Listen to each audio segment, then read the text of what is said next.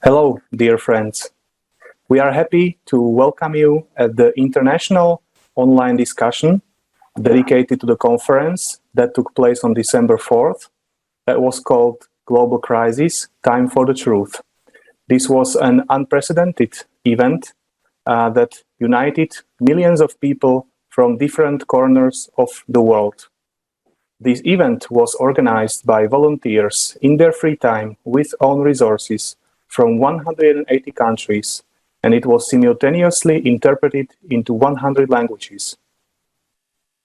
Yes, and speakers from different professions, scientists and researchers, openly discussed the topics and the real threats, actually, that our humanity is facing right now, such as climate change and disastrous state of ecology. And all that is on the background of the global crisis that we as humanity right now are facing. And all the volunteers gathered so much information that we couldn't fit into 12 hours. And that is why we continue discussing these topics with our prominent speakers from all over the world during these international discussions in the framework of the conference Global Crisis, Time for the Truth. And today, I'm really happy to introduce you to our special guests, Ahmed Waqar Mohsin from UAE, internationally certified trainer and corporate consultant, as well as Lynette from Mexico, small business owner and a volunteer of the Creative Society Project. And welcome, guys. Thank you so much for joining us today and for sharing your opinion, your feedback of the conference, and for raising these topics once again. And the first question that we would like to ask you is actually, could you please share your thoughts and your feedback of the conference? Because the event is truly amazing and unprecedented. And this was probably the first time in the history when such topics were raised openly and honestly by people from so many countries. So could you please share your feedback and what topics impressed you the most? So maybe we can start with Waqar. I give the floor to you. Thank you very much. Thank you very much, Kate. Yes, I would definitely like to highlight a few things about the conference. The way some of the topics, which are kind of known, but still being taken as unknown, those were being highlighted. And the effort of all the volunteers around the world, it was being clearly seen. As you have already said, there was a lot of information and it was really very hard to fit in everything in those 12 hours. But pick of the topics for me as an individual were basically all those issues related to the climate. If you talk about air pollution and its impact, if you talk about the oil spills around the world, if you talk about the forest losses and all these things, well, to fit in all these things in one conference and to raise the issue in a way which was being covered with the facts and figures which were really alarming. That really took me by heart. And along with that, there were furthermore topics like the most exciting one and the most new one for me, that was the time cycle, which I would really like to talk about later in the discussion. Mm-hmm. This is great. Yes, indeed, vital topics were voiced by the speakers on the conference. Probably the first time in history in such an open and extensive manner. And also, we would like to ask Ricky, so what were the topics that were of the most interest to you? So could you provide us your feedback from the conference? Yes, and thank you for inviting me. The beginning of the conference was very good, with the religious leaders coming together, saying that we need to unite.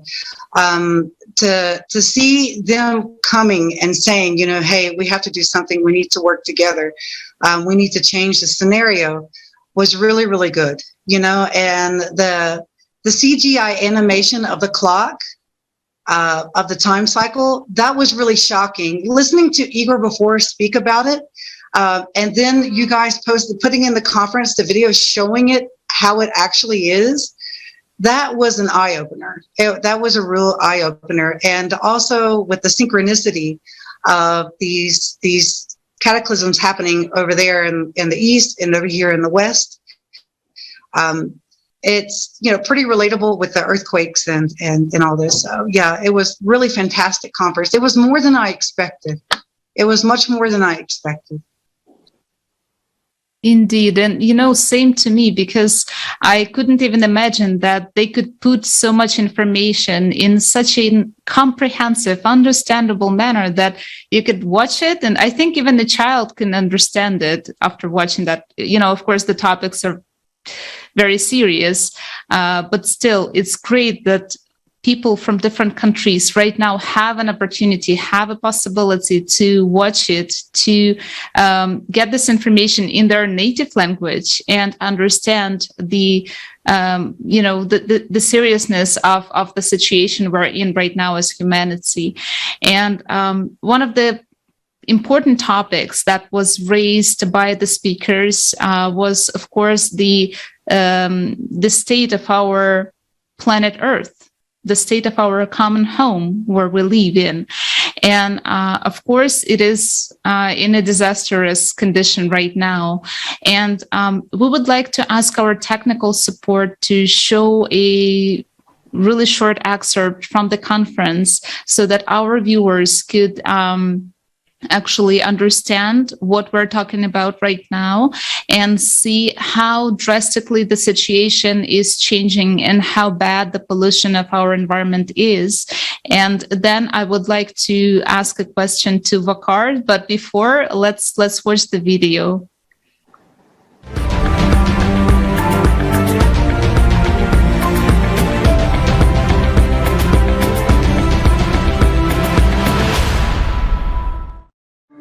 The fundamental law of ecology is that everything affects everything. But are we really aware of this? At the international conference on July 24th, 2021, Global Crisis, this already affects everyone. Shocking facts about the state of our planet's ecology were voiced. During the 4 months since the last conference, the volunteers of the project Creative Society from all over the world have been monitoring the events related to environmental pollution, and we observed that the situation had deteriorated significantly. Air pollution. 90% of people on the planet breathe polluted air. Monitoring data shows regions and entire countries where the air is polluted almost constantly. The main reasons are manufacturing, power generations, transportation, and heating. In 4 months, many events have occurred that have worsened the air quality on the whole planet. These are forest fires, dust storms, landfill fires, explosions at factories, and chemical emissions. For example, in November, schools were closed in the Indian capital, Delhi, because of the air quality, and even the question of isolation was being considered. At the same time, people had to wear masks even at home. The visibility is low, and pollution level is very high.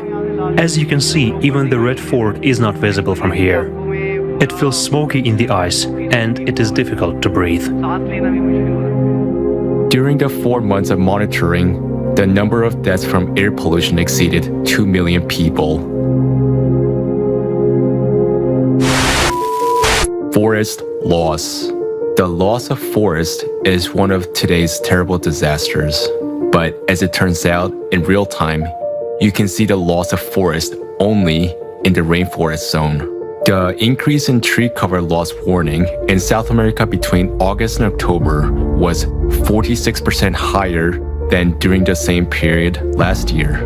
The world's largest rainforest, the Amazon, has lost more than 10,000 square kilometers since the beginning of 2021. That's an area the size of 2 Istanbuls. In the regions of South Asia and Australia, forest loss increased by 130%. and Africa experienced the highest increase, 2.5 times. The loggers are winning. The forest is being devastated, and the environment problem is growing. And nobody does anything. Official statements talk of a reduction in the volume of logging and its termination, but facts show that it is only increasing every month. Garbage dumps. The data on the amount of rubbish that is made publicly available is very underreported, but even according to these data, in just 4 months, 730 million tons of rubbish was dumped in landfill sites. For comparison, the entire population of the Earth weighs 300 million tons, which means that in just 4 months, we have thrown away 2.5 times the weight of the entire population. Fires often occur in landfills, which cause even greater damage to people and the environment. For example, in August, the cemetery of old tires in Kuwait caught fire. Columns of black smoke could be seen even from space. The fire led to air pollution with toxic substances and caused harm to the health of almost 4.5 million people. Oil spills. Today, the state of our water resources is close to ecological disaster. One of the most dangerous pollutants is oil. 1 liter of spilled oil kills marine life in 40,000 liters of water, depriving them of oxygen. Just 2 grams of oil per kilogram of soil makes it unsuitable for planting. An incredible number of events related to oil spills took place in 4 months. We'll show just the largest of them.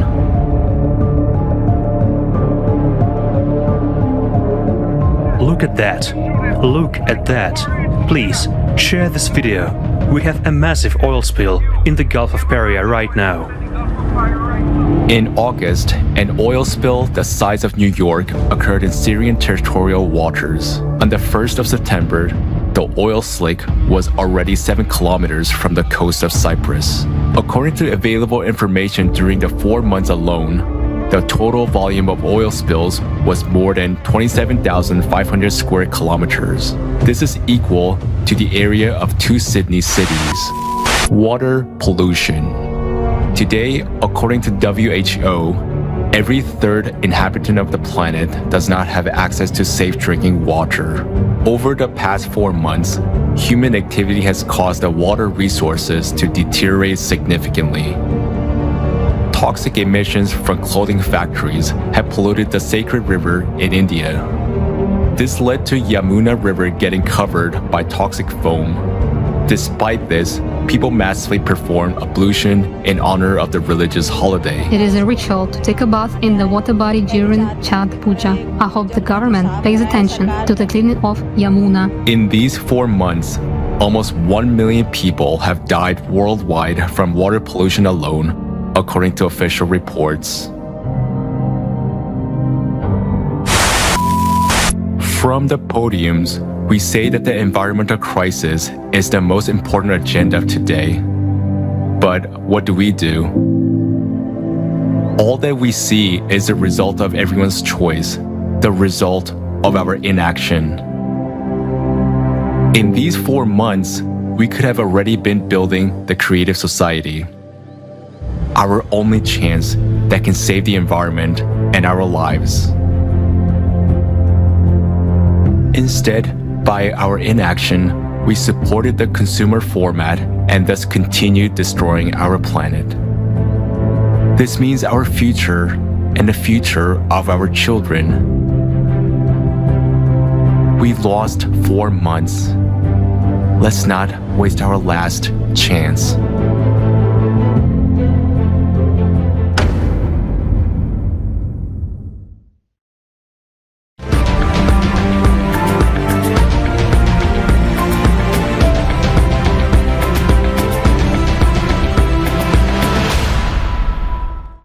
I know, Waqar, that you are interested in the topic of ecology, and could you please share your thoughts about what we've just seen, and also maybe let us know your opinion on the fact that can we overcome this situation, this obstacle that we have right now as a humanity, currently in the state of society where we live in, or what do you think about it?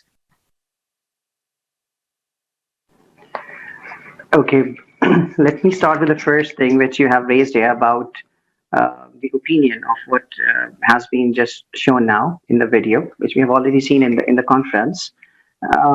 This is something which is of really concerning nature, because as we have seen, this was a beautiful video in terms of facts and figures, which were being shown and shared, and all those major issues in terms of change, for example, air pollution was being shown here, how the whole thing is continuously increasing, the impact of air pollution and the way it is impacting our lives, even the lives of those people who are least concerned about it. Like sometimes I would just see this thing, for example, when we talk about air pollution, we talk about the oil spills, we talk about the water pollution.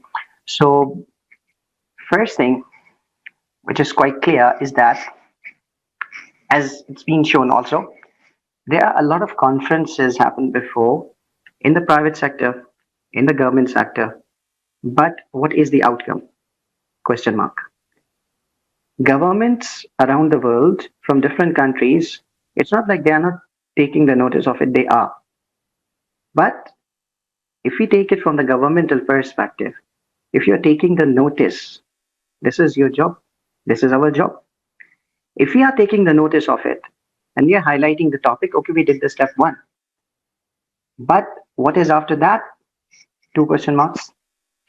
People are raising the points, people are raising the topics, private sector, public sector, governments around the world, private sector around the world, spending a lot of money in order to arrange those conferences, in order to arrange those kind of gatherings.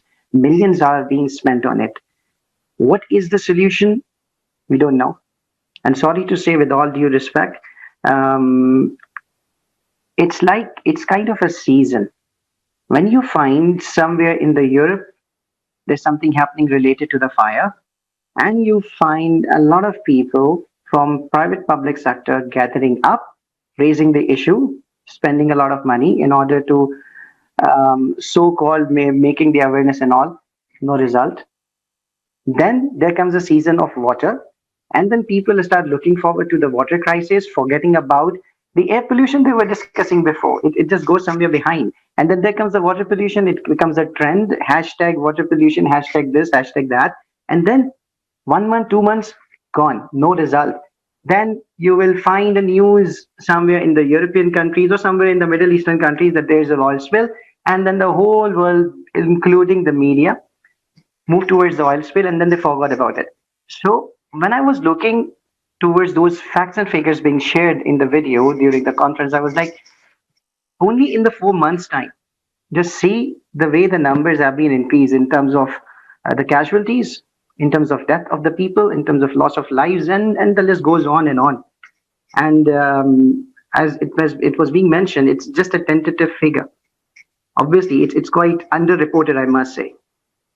And the second part which you raised, which you asked me about the solution, what I think about it, well, it is quite evident. We are living in this consumerist format for ages.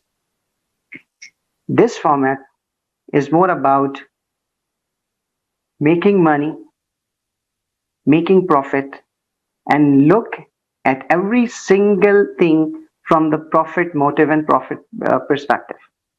With all due respect, we are all the part of it, and we cannot deny. Whether we like it or we don't like it, we are the part of this consumerist society right now. And it's also visible. It is not doing anything positive for any one of us. There are a lot of people who would deny with that fact and say, no, see what this kind of system has given to us. And see, we have got a lot of improvement in terms of technology, a lot of improvement in terms of provision.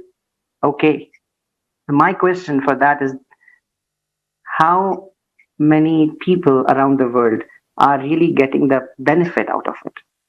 We have got improvement in technology. Okay. In that case, what kind of positive impact we are facing in terms of overcoming this climate change? Question mark. If I am getting clean water, if I have got a shelter to live, if I am spending, let's suppose, a very good life with my family, then because of this society, because of this consumerist format, with all due respect, I would be the one who would say, okay, these are all the matters, but it's not affecting me. So I'm least concerned about it. And this is what's happening around the world. Till the time people who are not getting affected, till the time you are not getting affected, you feel like, hey, it is happening, but it's of least concern for me. God forbid. If the same thing is going to be continued, then you will find that what is happening to the rest of the world will be faced by your kids in the future. What is happening to this country now will be faced by your country in the future. And why? Because right now, when there is a time, when you have got the resources, when you have got the forum, when you have got the voice to raise, you're not doing it. So it's a responsibility for every single individual around the world to take the things seriously and act before the things are going to be right above our head. We need to be proactive rather than being a reactive person at the end. Thank you so much, Waqar. Thank you so much for pointing out the importance of taking this responsibility, actually, because yes, it is concerning everyone, and the ecology, the ecological situation, the climatic situation is already affecting every one of us. And if we don't see the obvious consequences of these effects, it doesn't mean that it doesn't affect us. Thank you so much. And I pass the floor to Marek because I know he has a very interesting question to Ricky. Yes, thank you. I just wanted to add that these were some very good points that you have raised, Waqar, especially the fact that today, as a result of the consumer format of society, people are just busy from morning till evening just to make sure that they earn for their living and actually don't have time to address these vital issues. And also one other point that you've mentioned is that relying on the governments and or the organizations who just put everything on the paper and spend a lot of money, hasn't proved itself to be working. So clearly we need a kind of different approach.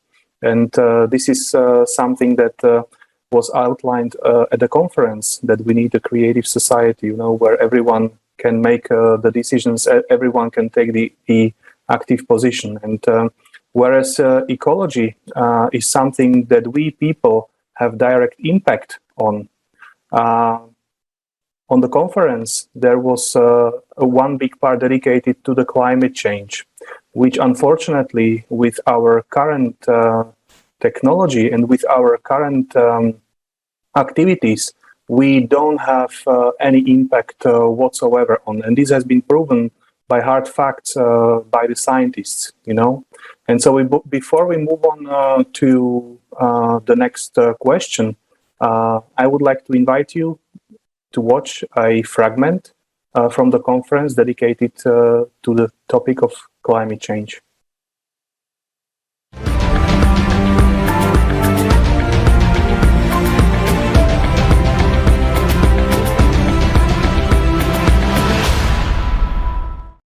Igor Mikhailovich, you said that we're entering the 24,000-year cycle, and the consequences of entering this phase are much more complicated than in the case if humanity would enter a 12,000-year cycle. They're certainly worse. In what way? What explains this? Well, we actually explained it more than once, but let's explain one more time. Let's try to explain in a simple and understandable way. Well, let's try to explain in an abstract way. Just imagine, let's say, a clock dial. This clock dial is our galaxy. Above it, there is the entire universe, a major part of it. Well, below, there are already galaxies. Well, they're towards the edge of the universe, so to say.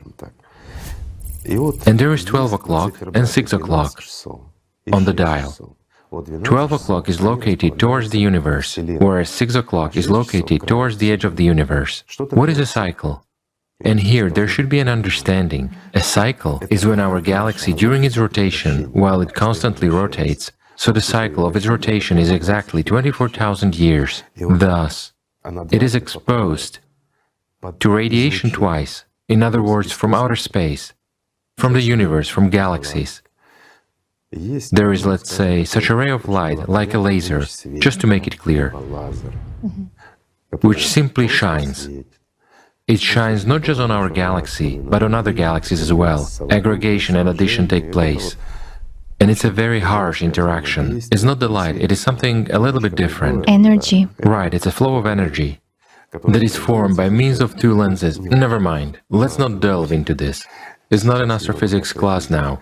Yet, this hard radiation, when we get into a gravitational interaction, into a strongly pronounced interaction with the universe, with masses of galaxies along one line, let's say, we get onto this line twice during the period of rotation. When we get to the point of 6 o'clock, it's a 12,000-year cycle.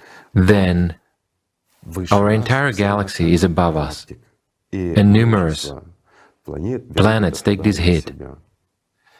But when we get into this radiation, and at that time we are at 12 o'clock, it turns out that we are on the front line. After all, our planet is in the Sophora arm, well, in the arm of our galaxy. The planet is situated nearly at the edge of the arm.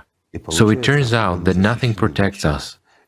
And just like many other solar systems, we are actually a shield for our galaxy, for all planets and systems located below.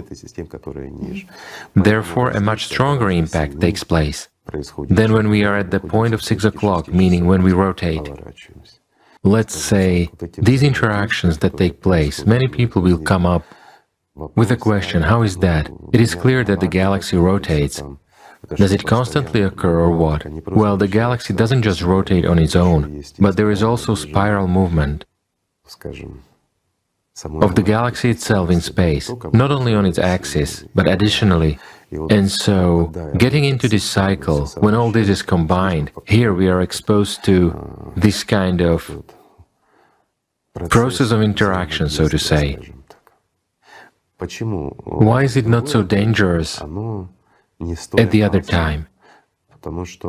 Because at other moments during 12,000 years, this impact occurs along a tangent line, meaning along a slanting line. There is no direct radiation. Here I can explain using the sun as an example. This will be very clear and illustrative. Why in the middle of summer, when it is hot and the sun is at its zenith, do our days become the hottest? Why? There is a straight ray. Or the sun begins to set, or autumn comes, for instance, or it is winter. The sun, let's say, is aside, and it turns out that the ray goes along the tangent line. There is no direct impact. For this reason, it is sort of warm, but not very warm.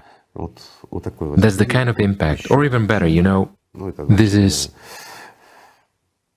for a totally simplified understanding. Let's imagine a bullet that flies out of a gun is flying strictly horizontally, and there is a target that is located strictly vertically, so the bullet hits it precisely. And here, naturally, if the material is not quite solid, the speed is sufficient and the hardness of the bullet is sufficient, then it breaks through this material. But it's enough to only change the angle of our target for the bullet to deflect upon contact. In other words, the target is no longer placed strictly vertically, but at an angle. So when hitting the target, the bullet will be deflected. The same is here. At 12,000 years, there is a reflection of these rays, and it doesn't cause us major harm. But when there is a direct impact, that's when the trouble begins.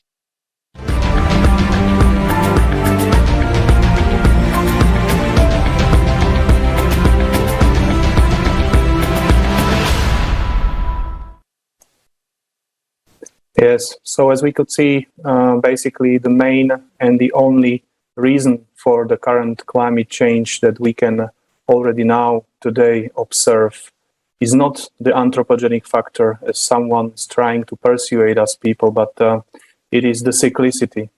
It is the cosmic factor, you know, and we can already see it around us today that the destructive power, you know, and the frequency of all of these catastrophic events is gaining. And Ricky, we know that you are a direct eyewitness. You have been a direct eyewitness of an earthquake with a magnitude of 7.1 that hit Mexico some time ago. Could you please share with us your experience from this event, please? Yeah, we had in 2017 and 2018, we had 2 earthquakes. And just recently, you guys know we had another one.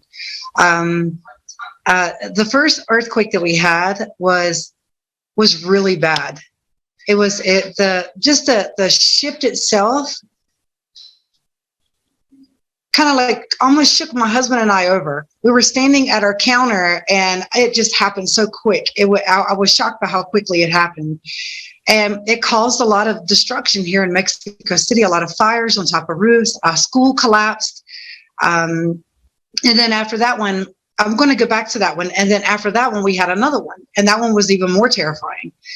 Just the way these earthquakes are happening, it's like they're changing. The one we just recently had a bouncing motion to it. Never felt that before, ever. And then after we had it, Hawaii had an earthquake. And there was a lady who spoke. I believe you guys did a roundtable with her. She said that what they noticed that was quite different about the earthquake that they had, it was shaking motion, this bouncing motion. Okay. And just that right there was kind of shocking because I thought my son was bouncing in the house and playing around, and we all looked at each other and we were having an earthquake. And to go back to the one in 2017, the only best part about that earthquake is seeing people come together. Okay, seeing the people come together, especially in that school where all these children were.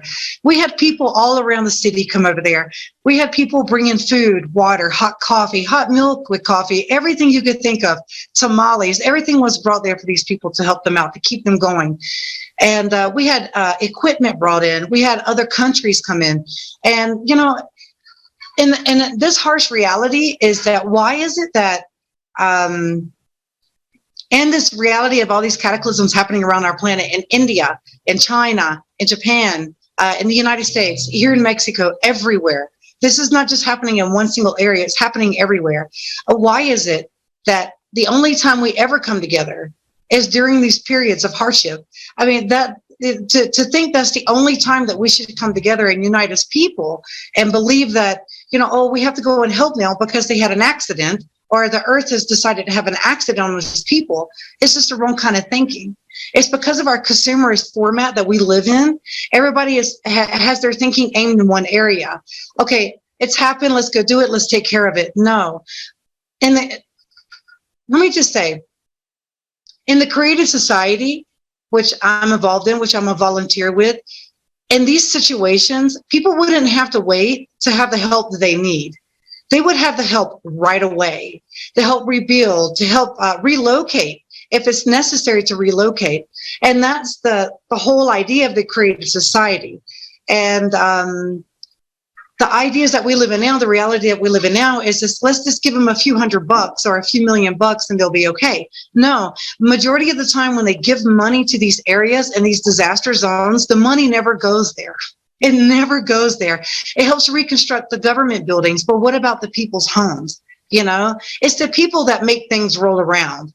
It's the 99% that keep things rotating. And to see that the money's only used for the officials only is absolutely wrong when it's everybody's money. You know, our resources are allocated in governmental sections and sectors, yes, but the money's never used to help people rebuild. The whole idea, and like you said, the billions of dollars that are cast into climate change, where's the money? Where's the money? Is it going to help these people rebuild, relocate? Where's the money? There's no show of what they're actually doing with it. But in the creative society, under the A foundations, the allocation of money, everyone has access to it. Everyone knows where the money goes. Everyone votes on how it's used.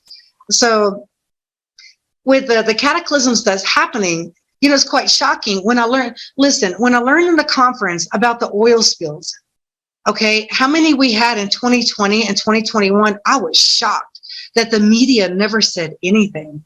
You know, where the hell is the media on this? Yeah, it's quite shocking, you know, and in some of these flooded areas, no one ever said anything about it. They only mentioned Germany. On the media, they mentioned Germany, how it just ripped up the street and exposed the pipelines in the streets and stuff. But they're not talking about the other, the catastrophe zones, like in the very poor areas. And, you know, in this conference that we just had, it was a real big eye-opener. It was an extreme eye-opener. And I'm not trying to veer off from the earthquakes, but you can't help but to. It's happening everywhere. The oil spills, the earthquakes, the floods, the synchronicity of what's happening over here and what's happening over there. And, you know, I'm amazed and I'm dumbified of how many people have not watched the conference and still post comments on, well, you're not telling the truth, your scientists are lying, and this and this and that, but they haven't taken time to go see the facts themselves. And in our comments, which my part of the conference was that I was answering, replying to the comments of the live broadcast, along with Olga and a few other people. And the comments that they were posting was shocking. I'm like, well, just watch it and listen to it, and you'll understand what's really happening. And even afterwards, after the comments on TikTok, the little mini videos and the sections that are posted on there, they're not willing to go watch it, but they're willing to judge it. You know, and that's really disturbing. I mean, think outside the box, people. You know, look where we are, and we're not in a position anymore as human beings to say, okay, we'll let that go and then wait for the next one, and we'll see what happens then. No, go and watch the conference before you start passing your comments coming from consciousness and not thinking it through. Watch it. Look at it, watch it through, check it out yourself. Look at the evidence of the CO2, or how human beings have such a small effect on the CO2, and how CO2 is used as this broader view of how everything is happening. No, please go and watch the conference. And if you do have a change of heart, join us at thecreativesociety.com. Come in and help out. There's many areas that you could be placed in. There's many things that you could be doing, sharing information, making short TikTok videos, making other videos, joining the live broadcast with you guys, getting to know our family. Because when you go and look at the faces of our family who are in despair around the world, and you look at the desperation of our family's faces, it breaks your heart. It brings tears to your face. And they think that there's nothing they can do. But in fact, there's much we can do. All we have to do is unite. And that was one of the solutions in the conference, uniting. That can change the whole scenario of everything, guys. So I'm imploring everyone to go and watch the conference. Don't judge. Don't comment. Please don't post any comments. Go and judge. I mean, go and watch the conference and then go and give your judgment if that's what you feel like you need to do. But before you start saying anything, watch the information first. Watch the scientists who have been watch the scientists who've had their papers unpublished because they were telling the truth. You know, go and just listen to them. And yeah, that's what I have to say. And with the earthquakes that we had here, you know, people did get together, but the whole point is this: why wait until a catastrophe happens? Why wait to watch billions of dollars being flushed out to something that you're never going to see rebuilt? You're never going to see used to help anyone else. So I implore you, please go and watch the conference and then pass your judgment. Thank you so much, Ricky. And, you know, a really important question you just voiced: why wait? Why do we sit down here and wait until, you know, the disaster comes to our door? Even though right now we have all the opportunities, all the possibilities for the global unification.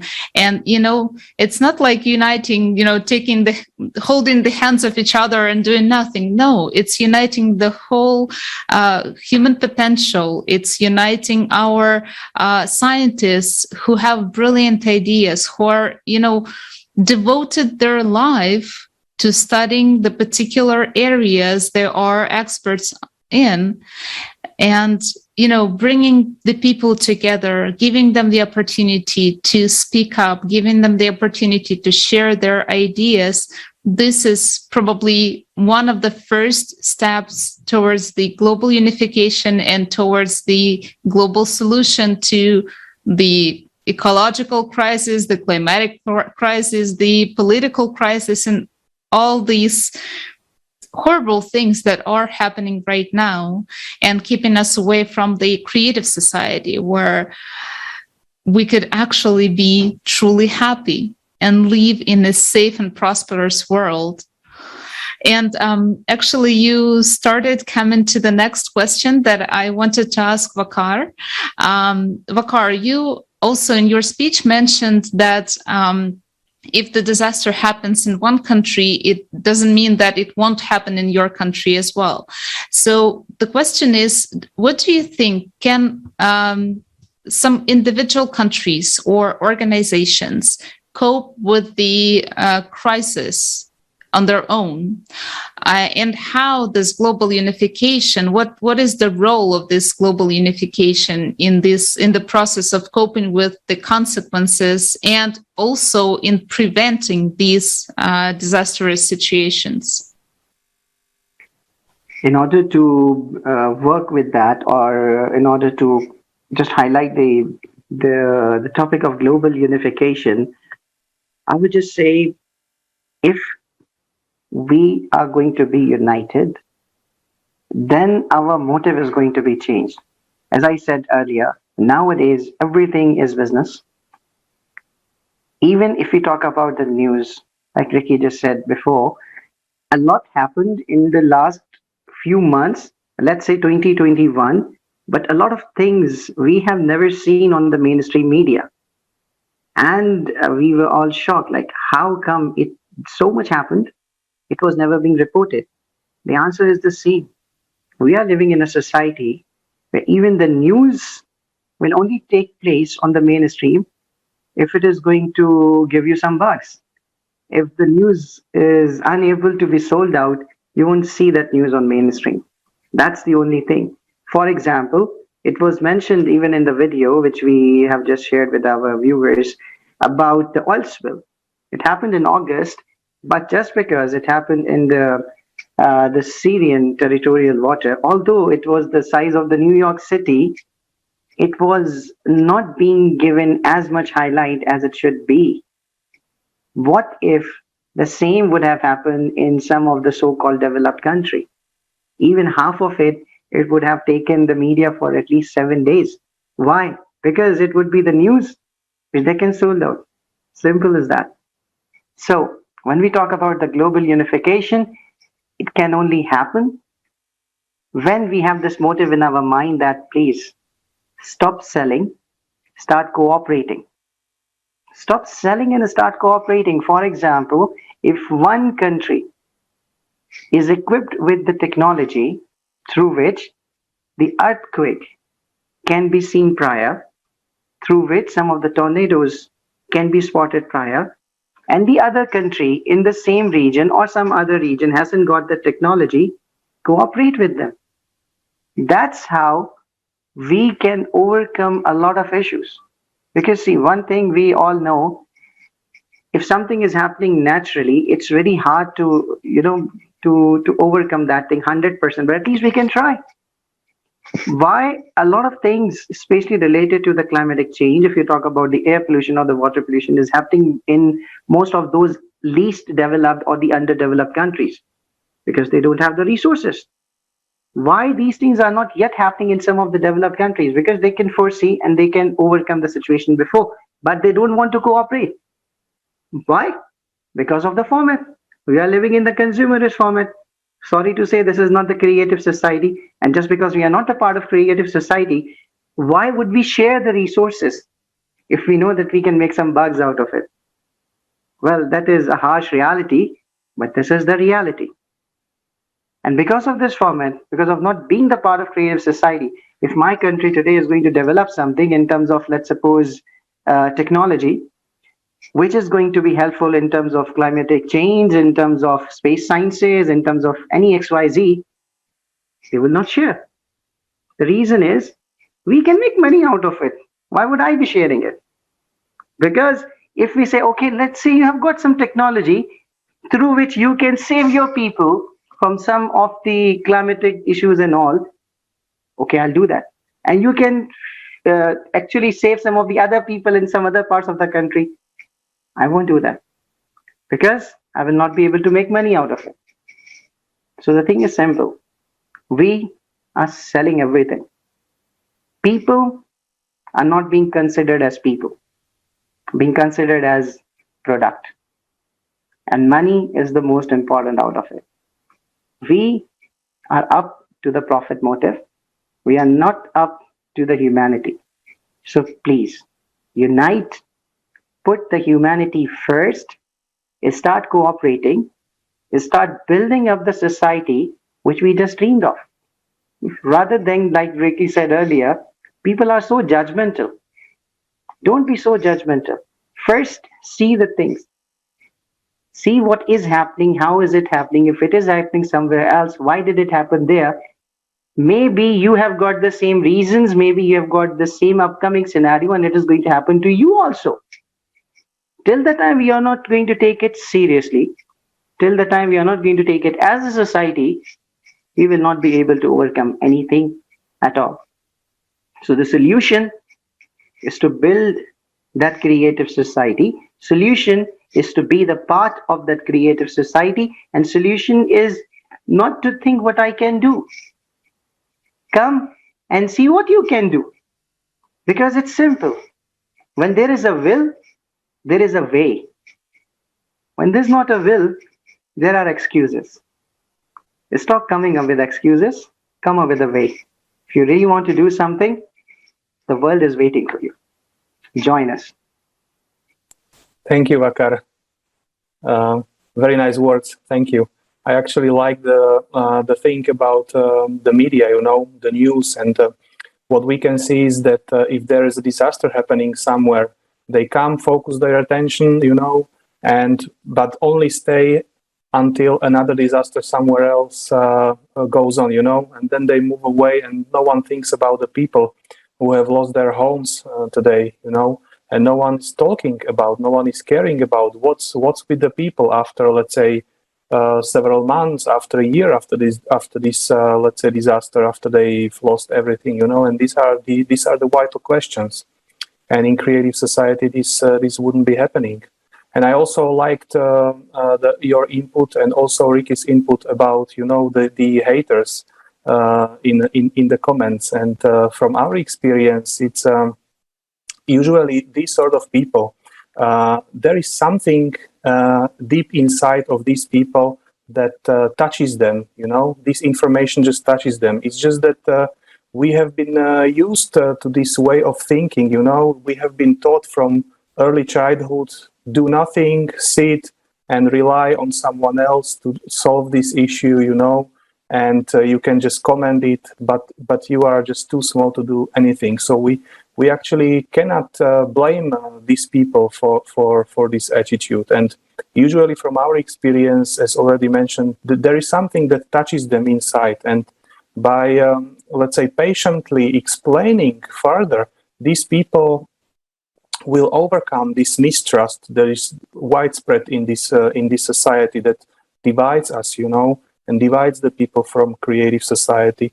So again, by talking to these people, I think we can motivate them to join the creative society again and become active. And also, I would like to ask Ricky, what do you think personally, why is creative society format important to us today? Well, we're human beings. We all have one thing in common, and that's we have a soul. And the creative society is very beneficial. When you read the 8 foundations, on every one of the 8 foundations reflects back to human life, the quality of a human's life, the position of that human's life, the personality of the safety, they bounce back on each other. And as we know that in our Constitution, it speaks similarly, not exactly, of the same ideas of the 8 foundations. But when you use the 8 foundations in a political way, it doesn't look good because they use it against people. But in the creative society, these 8 foundations of the creative society, which all of them represent human life, actually go forward toward the human life. Okay, they work for us and not against us. And everyone, and one of the greatest parts about the creative society and why I love it so much, and I've been involved in 7 months now, I think it's been 7, I keep saying 5.5, but I know it's been longer, but I've been sharing videos a lot longer. One of the main things about this is cooperation of everybody. We work as one family, and that's what we are. We live on this planet together. Okay, you knock down the barriers on the walls. You got same prices everywhere. You could take a vacation anywhere you want to go. You don't need papers and passports and all this other craziness. And, you know, as soon as the Creative Society gets information, it's really in there. We're one family, and the cooperation of everybody, always working together, coming together, being together. This is the beauty of the Creative Society. It's like a utopian world, which a lot of people are going to say, "Oh my God, she said utopia, right?" No, this is real. This is like a utopian world. And, you know, before I joined the Creative Society, I really thought it was nuts. I was like, this is going to be impossible. How are they going to pull this off? But then I got to watching more videos. I got to learning more. And I said, this can happen. You know, from the information that I learned, and I implore everyone who's watching, go and check out the information. I'm not going to tell you what to look, but it's there. You'll see it. It's all there. From the first time period, from the last cycle that we had, the first 6,000 years, we lived in a utopian world.